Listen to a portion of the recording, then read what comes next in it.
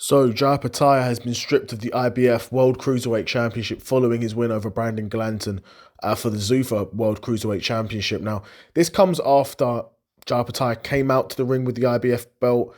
I think he was recognised as the IBF World Champion as well, and would have paid the commissioning fees to defend that championship. They've now stripped him. Now, I don't know how it works financially if, you know, now that they've stripped him, they reimburse the commissioning fee. I seriously doubt that would be the case.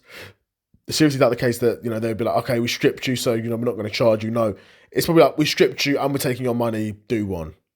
Which does surprise me actually, because the fact that we saw Jai with the belt on the fight and even retain it makes me think that, okay, well, you've seen this fight coming, you knew about it, you sanctioned it, and you were okay with it. But I guess this is an example of perhaps the governing bodies wanting to have their cake and eat it too. They're like, okay, well, this guy wants to do this. We'll take the commissioning fees, we'll take the sanctioning fees from him, but after that, we're just going to strip him of the belt. And if that's how they're moving, that will be a surefire way to get guys to move over to the Zuffa boxing way of having championships.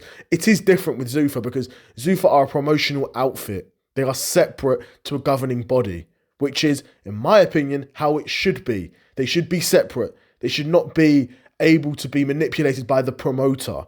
Now, there'll be some people that argue that, yeah, it's already manipulated by promoters. Look at certain promoters have had historically good relationships with certain governing bodies. Yep, that's true. And let's not pretend like some governing bodies have not given some promoters fighters preferential treatment. I'd be stupid to admit that hadn't been the case. That has happened before. That being said, it is still separate. Do you know what I mean? Eddie Hearn isn't the president of the WBC. Eddie Hearn doesn't have direct say. Eddie Hearn may try and commission, may try and lobby, may try and convince them, but he's got no direct say. And that's the way it should be. Sure, a promoter can plead his case to a governing body. Yeah, my guy deserves the world championship shot. That's part of boxing, unfortunately. That's just a part of the business. But you couldn't have the promoter deciding who fights for the world championship. Right? Of course, this means it's probably impossible for Jai to become undisputed at cruiserweight now that he's not got a traditional world championship and, he's with Zuffa. Zuffa have said they don't want to do any cross promotions.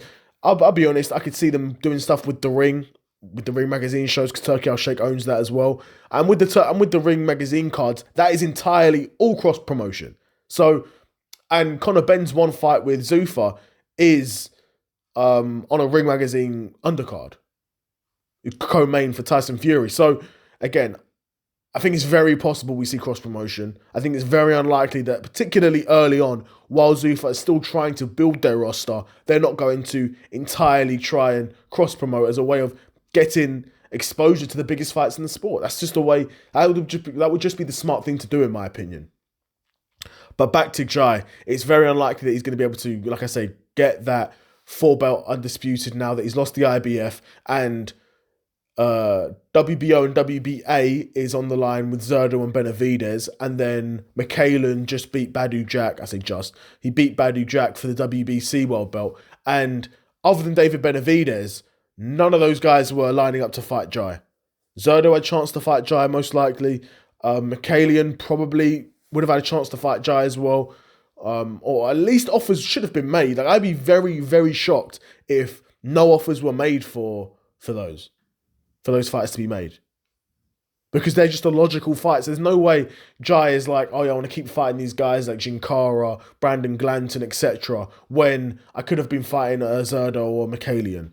Again, I don't think Zerdo or Mikhailan would want the Jai fight. I think Mikhailan could potentially entertain it because Mikhailan's probably not had a ton of huge paydays. But Zerdo, who's probably been getting half-decent paydays for a while now and now holds 2 belts at cruiserweight, I'd be surprised if he was lining up to fight Jai. Again, if Benavidez beats Zerdo, then Benavidez v Jai would be an insane match. That would be a dream fight. But Benavidez has talked about going back down to light heavyweight after this fight. So maybe that will even free up the division. I mean, some more guys will fight for the world for vacant titles. Maybe Chris Billam-Smith could get a world title again. Who knows? Maybe Zerdo may end up with a world championship after this, because if Benavidez beats him and then vacates, and then Zerto fights for a vacant title and wins, then, we could be 2 fights away from Zerto being champion again and then being like a 3-time world champion, which would be crazy. But yeah, crazy news from the IBF there. I was shocked. I didn't think that was what was going to happen because logically I'm thinking, like I said, you sanctioned it, so you must be happy with it, not to a couple weeks later just strip him. I don't know. I'd be curious to know what you guys think in the comments below. Do you think the IBF deserved to strip Jai? Was you shocked by this move? Like I said, let me know in the comments below. Another episode of the Seth Solo Side Quest in the bag, and I'm out. Peace.